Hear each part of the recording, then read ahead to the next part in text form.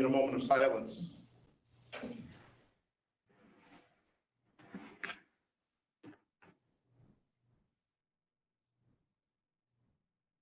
now join me in the Pledge of Allegiance. I pledge allegiance To the flag of the United States of America and to the republic for which it stands, one nation, under God, indivisible, with liberty and justice for all. Please be seated. Thank you.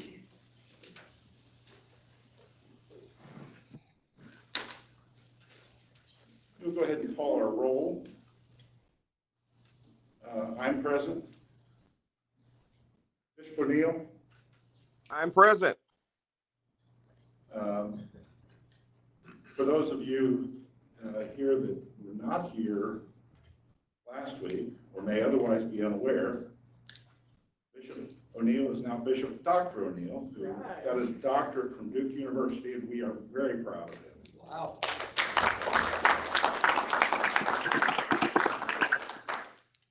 Thank you.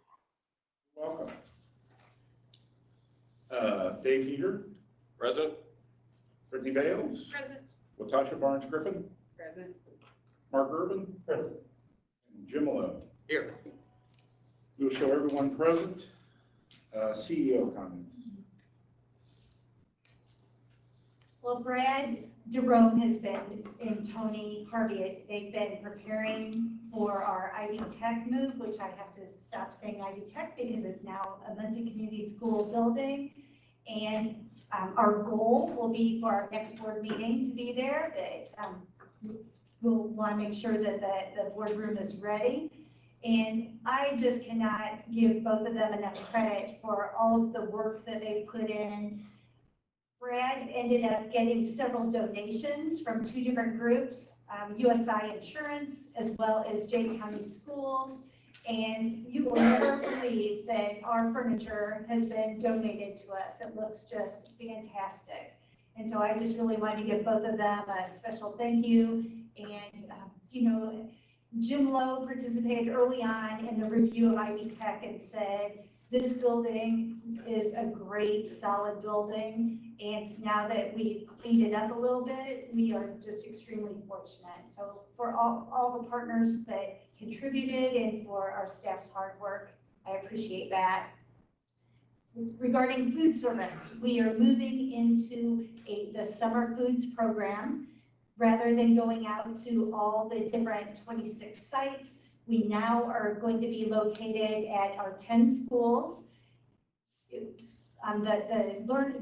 food packets will still go out on Mondays from 11 until 1 with a 10-meal packet.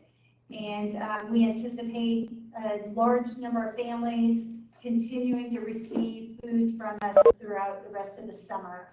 Typically, Muncie does not serve meals in July, but we are going to this year with the number of folks that are unemployed. We want to make sure that we continue to get food to our students.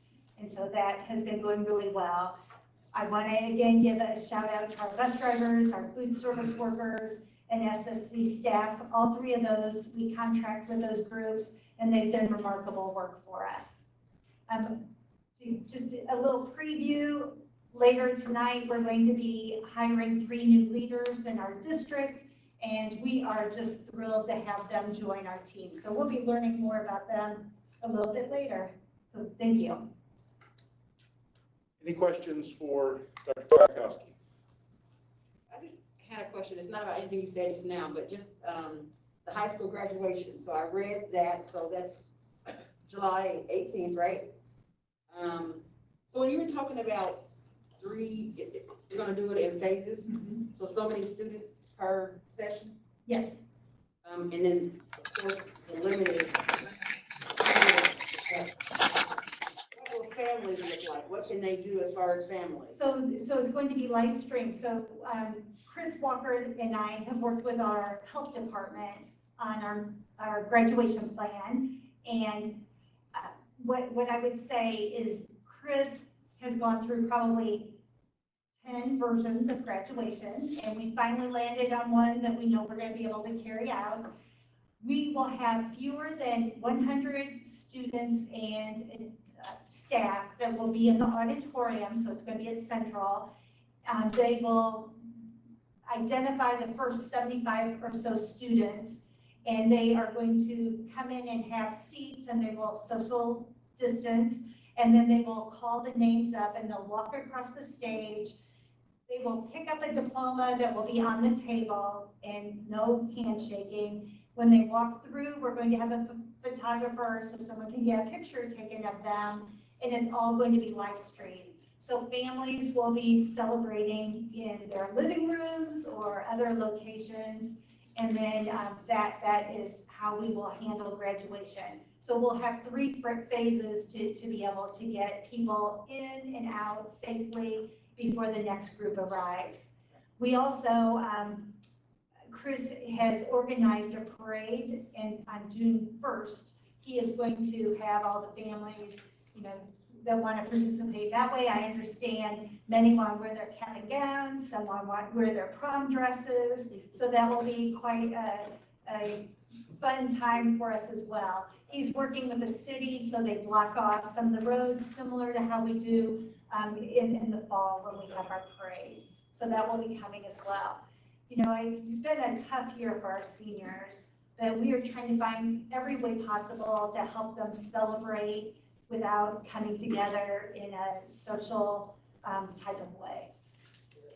Thank you. Thanks for. It was just hard asking to, about I didn't want to ask all that in a email. Oh, I'll just ask her. Well, this is good, so anyone watching can learn about it too. And have we gotten at least a preliminary stamp of approval from both DOE and the local health department? Yeah, the Department of Education asked us to work with our local health department, and they have signed off in an email that our plan went through their channels and they approve it. Good.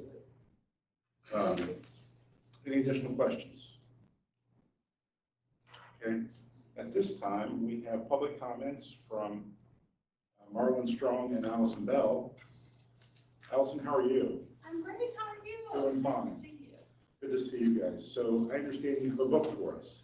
Yes, how y'all doing today? Good. How are you, Marlon? Awesome, great people. I love Miss Diane, fifth doctor, and nice seeing you great people back in Muncie again. Just real quick, I'm a former educator here in Muncie Community Schools. I've been in Muncie Community Schools my whole life, from Washington Carver. Used to be Washington Carver Garfield, and I played basketball, so head basketball coach. Now I work for Dallas, Texas Can. It's a charter school for at-risk kids. I'm an English 3 teacher. I teach TSI for kids need writing.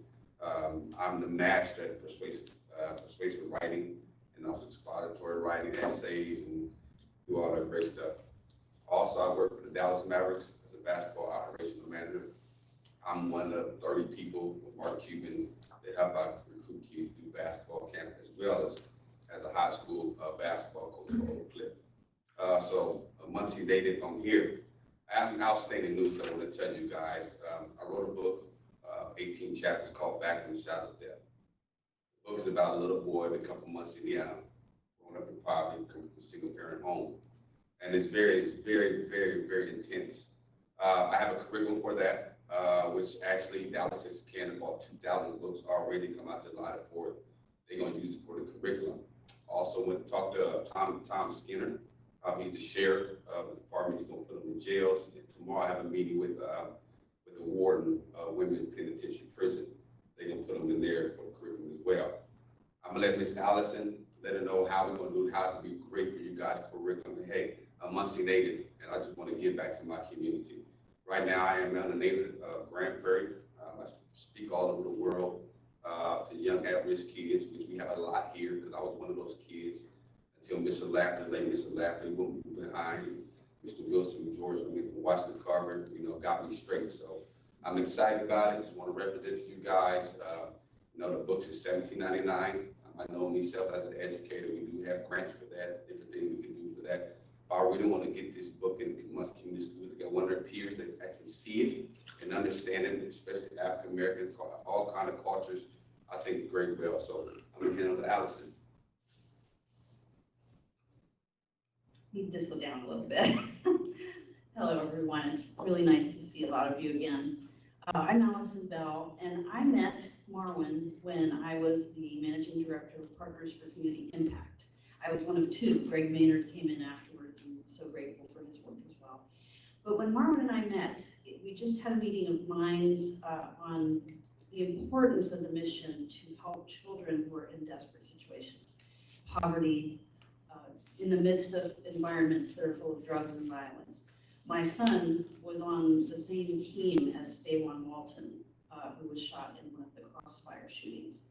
And in fact, Marwin took him to another funeral of a friend of ours. We have just become very good friends. We're family. He spoke at both of my parents' funerals this past year. And it's easier for me to brag on him than it is for him to brag on himself, I think. If you haven't heard Marwin's story, it is truly amazing. For students in the classroom, I think what they can get out of it is an identity question in their own minds. How do you process an identity issue? How do you transform into the person you want that are difficult? The black and white thinking is so tempting. How do you get to a gray area where children understand it's okay to proceed forward, maintain the parts of yourself that you value, your culture, your history, your family, but still improve yourself and make yourself into something that you want to be, that you'll be proud of in the future. So I offered to help Marwin 14 years ago to write this book. And it's been a real gift to me to be able to reconnect and have the opportunity to help share his story. We would like to offer you some ideas about possible uses in curriculum. The way that I've edited the story, my background is in journalism. I have a master's from Northwestern, and I did report with news agencies, television and radio for my first career. But to me, the most important message is let's get this story out there in a way that's real. One of the things that Marwin talks about that's I think is really important in talking to teenagers is just be real with me. Don't give me fluff. And I think he communicates well because he's been there, done that. And he has the ability to communicate both in the language of teenagers and in the language of business. So how do we allow students to help cross that bridge? Well, the first half of this book, prior to an incident, which I don't know if I want to give away the whole story, but there is a critical incident that is the transformative part of Marwin's life. Prior to that, the book is written in Ebonics. It allows for the use of the singular mismatch of the subject verb because it is real and it is important and it is valuable. And that allows us to be able to spread messages. And it also shows kind of an evolution. When he had this trauma, there were two parts of the brain that connected. So the old and the new part melded and were able to become one. He was able to use the advantages that he was presented with, the doctors, the school educators, the coaches. Basketball was part of his transformation. There are a couple of ideas that we had. English, of course, trying to develop that oral commentary, explore point of view, issues of historical significance, universal themes, persuasive essays. He is a very good persuasive writer. Sociology. How do we deal with poverty issues? I believe there was one course that I saw that was about exploring racial bias, biblical literature. This is a very biblically based book, but the intent is that it's not exclusively Christianity related. Certainly that's part of his motivational experience, but it's not exclusive, and he makes that clear. We also would encourage you to think maybe about business law and ethics. It has a lot to say about the judicial system and the inequities that are inherent in that system. Prisoner reentry was one of the issues we collaborated on when I was with partners, and it remains one of our mutual focuses.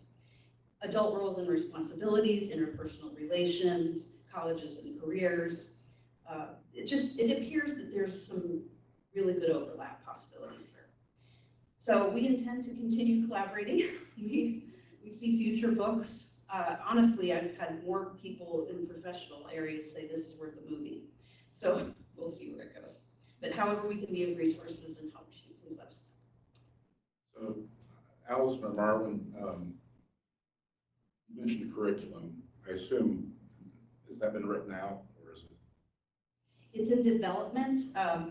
Marwood has some materials, but I haven't even looked at that yet, honestly.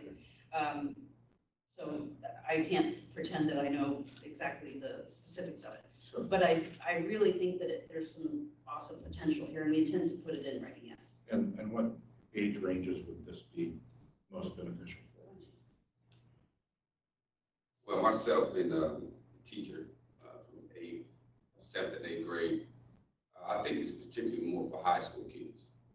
I know what we're dealing with elementary, because the elements in there, what we read, what you read, is very, very real.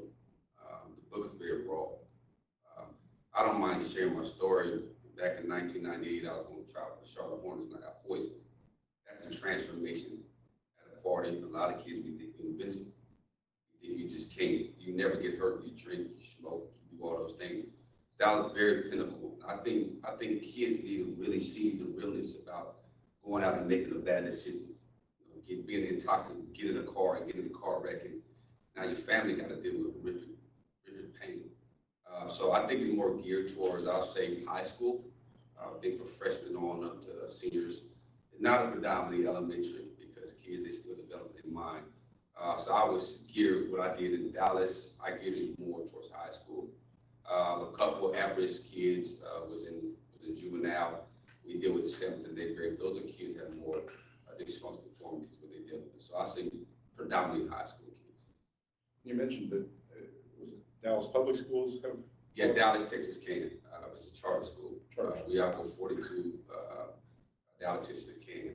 My boss is Marquez. It's awesome. And these are geared toward dearly at-risk kids, kids that have been violated, been kicked out of schools, no more, been caught with guns, been in prison, been out of prison. They could actually graduate at the age of 21 years old. So it's just my ministry, and I got to come back home and give them an understanding how real life is. Because that's what kids need to do. Did you happen to bring any copies with you this evening? No, actually come out July 4th. July 4th? July 4th.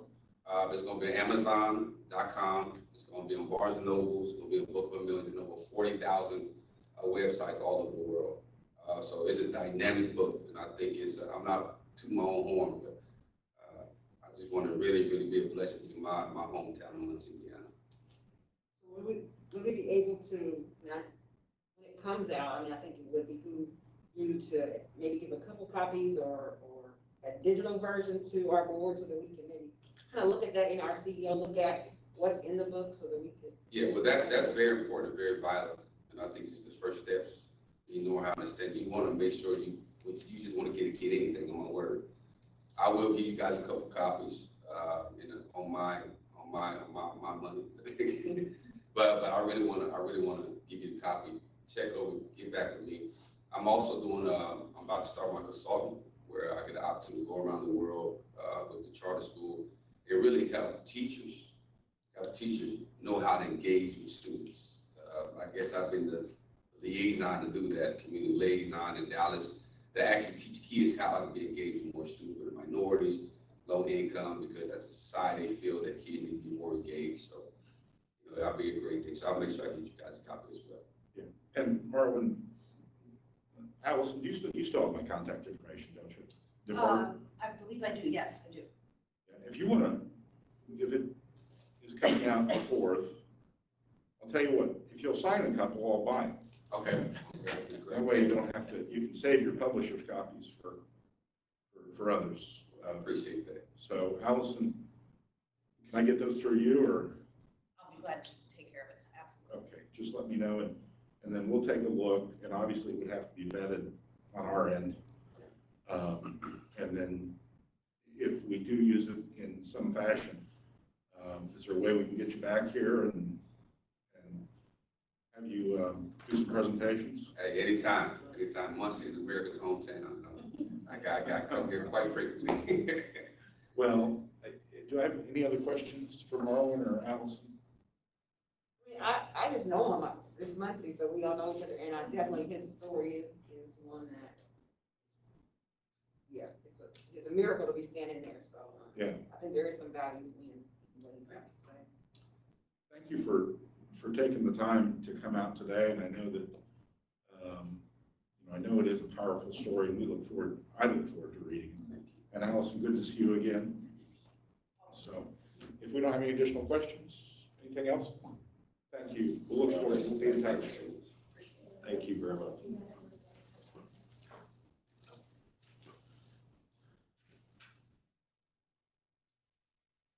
I have to keep adjusting my mask as it touches my nose because occasionally I get steamed over. But we'll move on to, there are no additional public comments tonight, are there? Sorry about that. We are on to the consent agenda. Items A through G inclusive, and once we conclude that, we will hear from some of our new hires this evening. Really excited about that. I do want to take a moment beforehand, though, and talk about one of our retirements, Gene Laspina at Longfellow Elementary, 28 years. Gene's not here tonight, but Gene was one of the people I met with last year early, and she was so insistent on having a preschool in the building at Longfellow. So she was the genesis of that idea from my perspective. I know there were others pushing, but she's had a long and distinguished career, and I think, we're going to miss her. So, anything else on the consent agenda? The money, curious, a number's number for me, a number's number, right? Like, so the voided checks, like, what is that dollar amount, I have the same So- question. Can you elaborate just on what that is and why we would do it? I don't have a specific dollar amount for that. I just know once our checks get beyond 2 years, the individual school sites would also like to be able to avoid checks. And this allows us to be able to do that, to close out at the end of the fiscal year. It's just a way of trying to do some housekeeping for audit purposes. That's what the purpose of the resolution is. So we have some stale checks, I presume, that are sitting out there. Right. And did we write new ones? Or do we know? I'm sorry. Did we write new ones? Are these just folks that didn't ever cash them? And It's a little bit of both. A little bit of both. I mean, it's a little bit of both. Sometimes if people get a check for a few dollars, they don't cash it. If it's a $1 or $2 travel check, I mean, it can be all over the board on the reasons. If you don't, I can share another reason. So we had a consultant, which this may not be on this one, it may be in the future, that was going to come to some of our schools for professional development. And with COVID-19, all that changed. So he wanted a check written before he did his presentation. So it was written and was sitting there, but they know that's not going to happen. Those are those type of examples. I'm just curious, like, is it 200 checks, is it $200,000 worth of checks? I will get you that number. How's that? I'll share, we'll gather that number. It's not 200. not 200,000? No. But it is found money. So It's not a lot. I don't think I've ever let a check go stale. I run those to the bank as fast as I can. Most of them are usually clear too. Yeah, Right. if I get there right away. You need a motion, Jim. Yeah, cash check. Yeah. I move to approve. Second. All those in favor, signify by aye. Aye. Pose same sign. Okay, wow. Exciting stuff. We have Dr. Corey Hartley, who grew up in Muncie. He's a proud Muncie Southside High School graduate, holds his doctorate, master's and a bachelor's from Ball State University. And he's coming back to MCS, or coming to MCS, after a number of years as the Director of Elementary Education at Richmond Community Schools. So Dr. Reynolds, also we managed to bring him back, so Richmond's loss is our gain. Dr. Hartley, the floor is yours. Welcome. I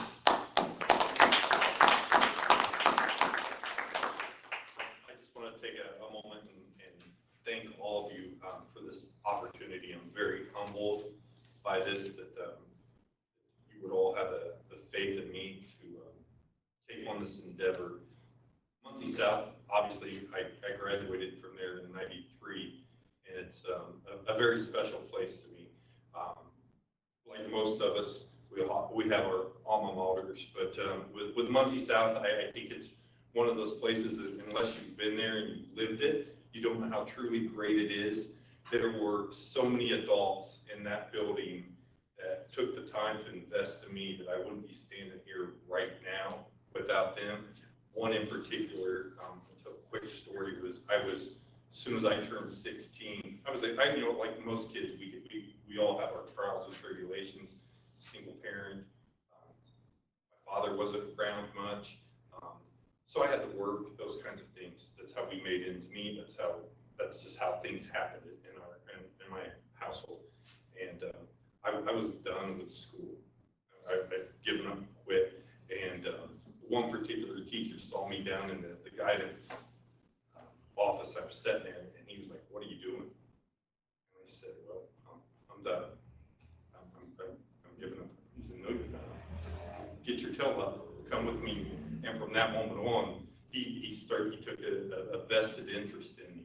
And so maybe I took a little bit untraditional route to get here. Spent 4 years in the Marine Corps as a military policeman. Those are some of those things that I needed. But without that mentor, without that adult taking some time to invest in me, like I said, I wouldn't be sitting here. I wouldn't have my wife of almost 25 years in September, 3 wonderful kids that I'm very proud of, some great friends. So I'm ready to come back and give back to the school and the community that gave so much to me. So I recognize the responsibility, and I'm ready to take that challenge and give back. So thank you very much. Thank you. Next up is Ms. Sarah Schaefer, who this weekend will be, Sarah, Sarah getting married this weekend, right? I am getting married Saturday. Saturday. Sarah holds her bachelor's degree in psychology and political science from Miami. She has a master's in ed leadership and a master of arts in education from Marion University in Indianapolis, and is working on obtaining her high ability licensure from Ball State University. Sarah has spent the last 3 years at Paramount Schools of Excellence in Indianapolis, which, for those of you who have been following it, Paramount has had some of the highest scores in the state with the challenged population. While there, she coordinated the Gifted and Talented Program, directed the English language learners services using standards set by world-class instructional design and assessment. She, prior to that, served as assistant principal of Manual High School in Indianapolis, where she was instrumental in improving the school's grade from a letter F to C. And she has also co-founded Lead Prep Southeast, a public middle school, co-founded a public middle school in Nashville, Tennessee, where she coached teachers, developed a positive recruiting system, devised parent engagement strategies, and implemented PBIS supports. So also, this is where she and Leanne have had some similar conversations. She works at School Improvement Specials for DOE, where she supported 75 Indiana schools with their academic improvement strategies. And Sarah is going to be our principal at EWA, and we're very excited to have her.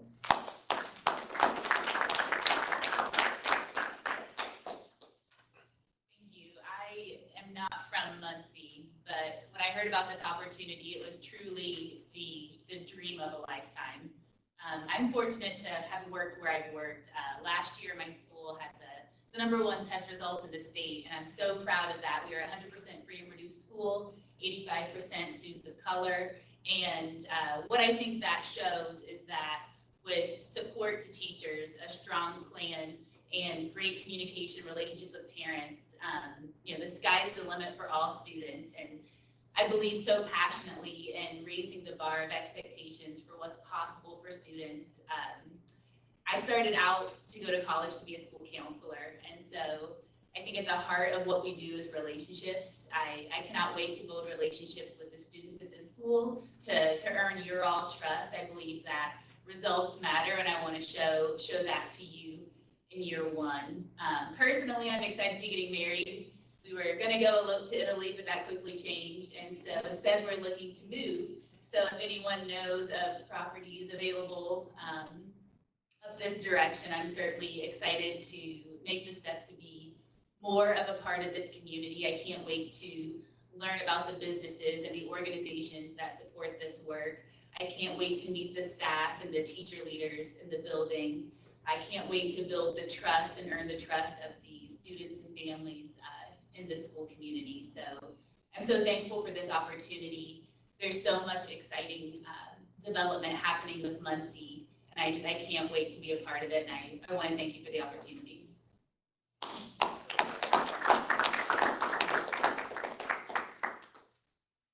And we have, and this is they're all critical additions, but with Annie's departure, we are hiring Andy Klotz as Chief Communications Officer.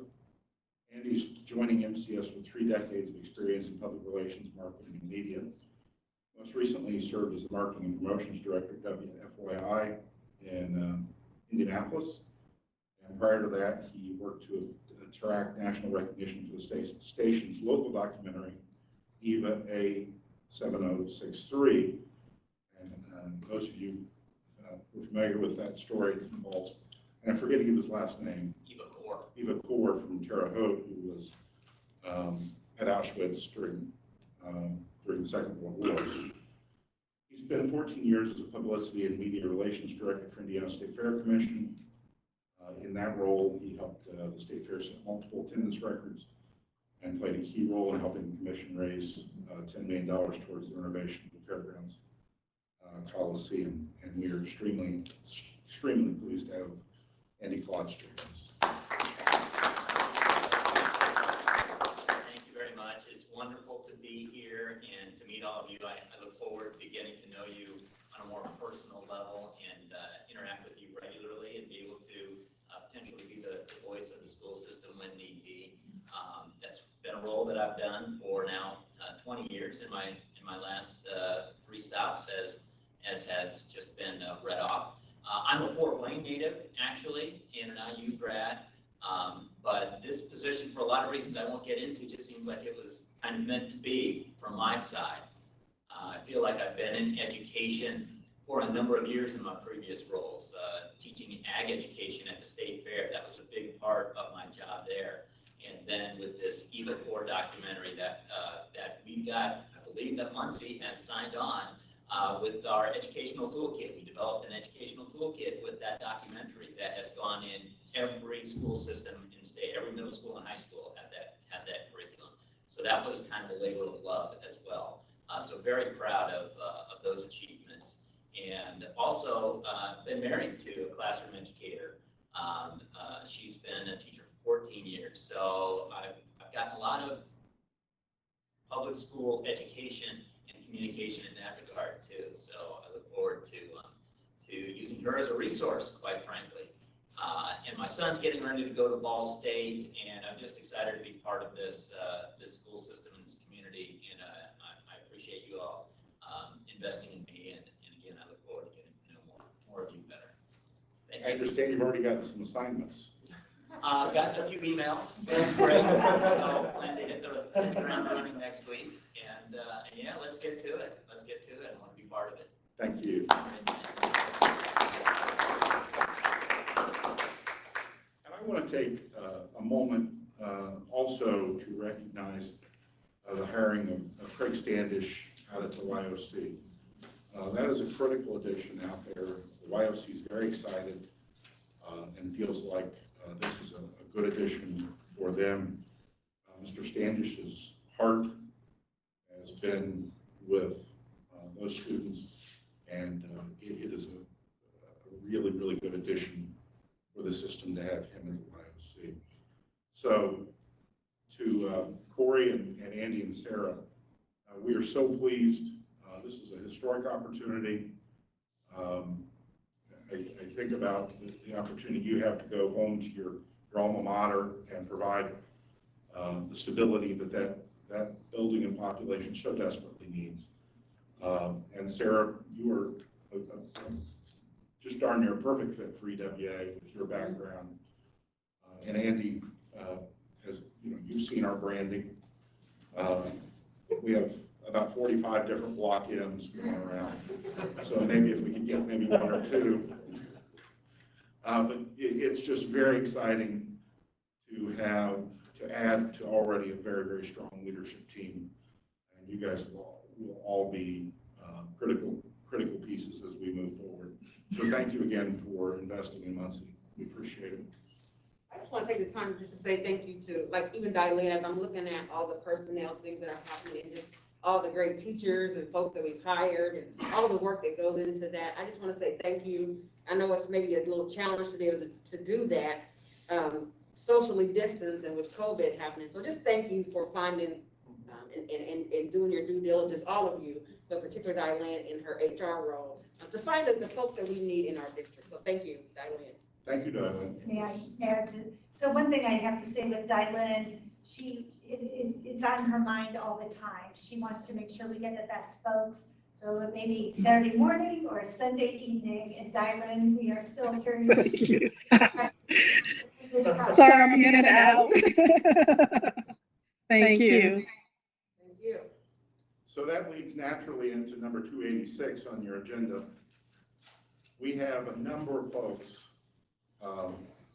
who, given the circumstances of the last couple, 3 months, are not going to be able to use all of their allotted vacation days. Normally, we allow a carryover of 5.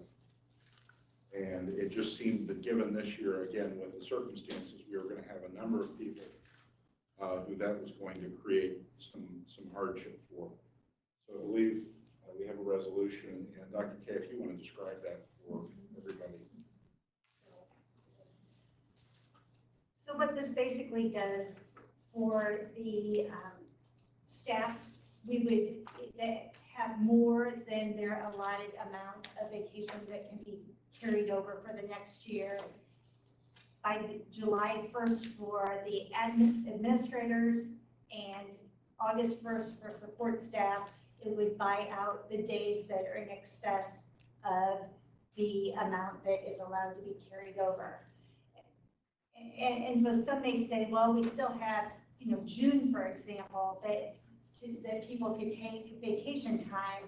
So we're planning reopening of schools, and we have subcommittees and task forces that require a tremendous amount of work that's in addition to the normal work that we're doing to prepare for next school year. And some of the staff went to Dylan and said, I'm going to just lose my vacation time because I'd like to take it, but I just cannot take it.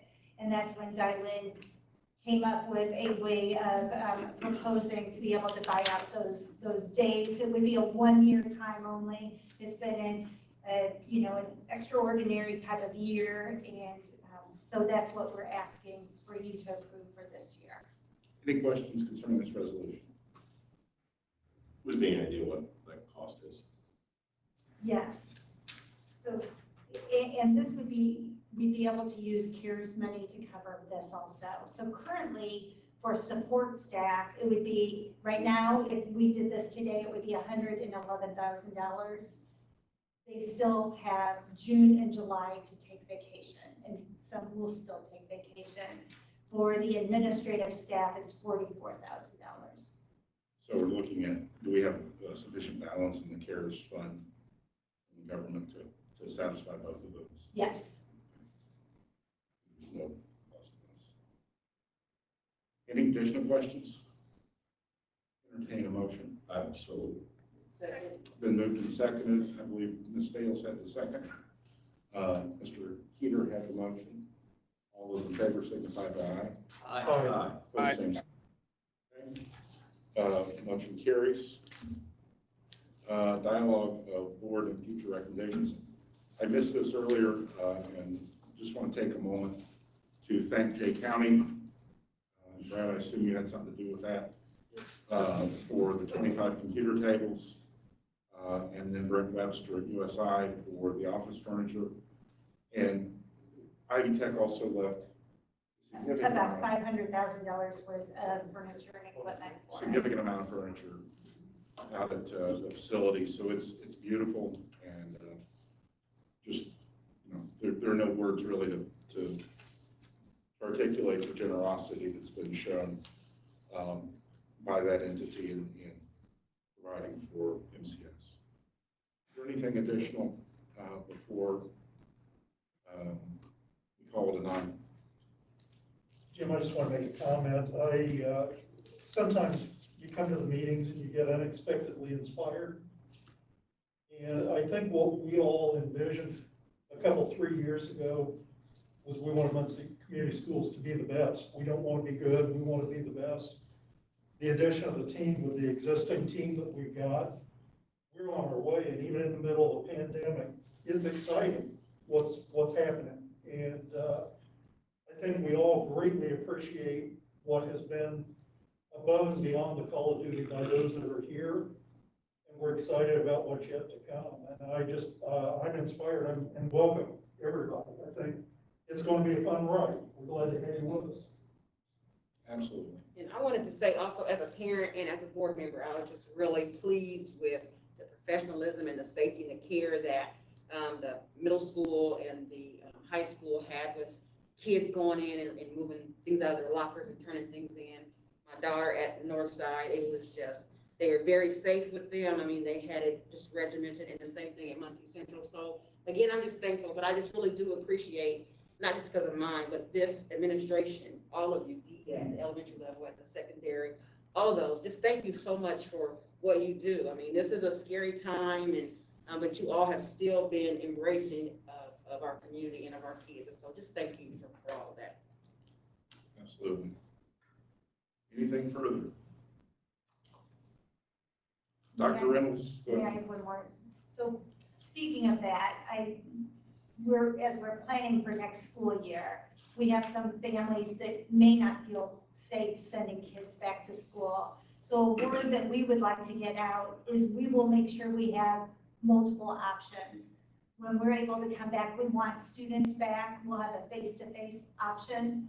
And then we also, for those parents that are afraid to send their school students back, we will have a remote e-learning option. And so if you're in the community, and we'll be sharing more of that now that we have a chief communication officer, we'll start getting messages out. That if you have any families who say, oh, I'm planning this us about August, let them know you don't have to be nervous. You can pick the way that is best for your child. I'm just like, well, I can't even go into school. I'm like, I'm a school board member. And they were like, well, Tasha, your daughter's coming in. She doesn't need your, like, we got it. They would have let me in, but it was just they were that safe with it. So I just appreciate that. That made me feel good as a parent to know that the safety of the staff and our kids was really important. I was just going to joke that, so Dr. Reynolds, you just hang out down at Richmond and just like hand out your card. Right? I just keep fishing off the best ones I can get. Keep it up. Anything further? Thank you all. Everyone be safe and have a nice evening. Good night. All right. Good night, everyone. Good night. Good night. Enjoy your vacation, Dr. Bishop Doctor. Yeah. Thank you. I'm enjoying.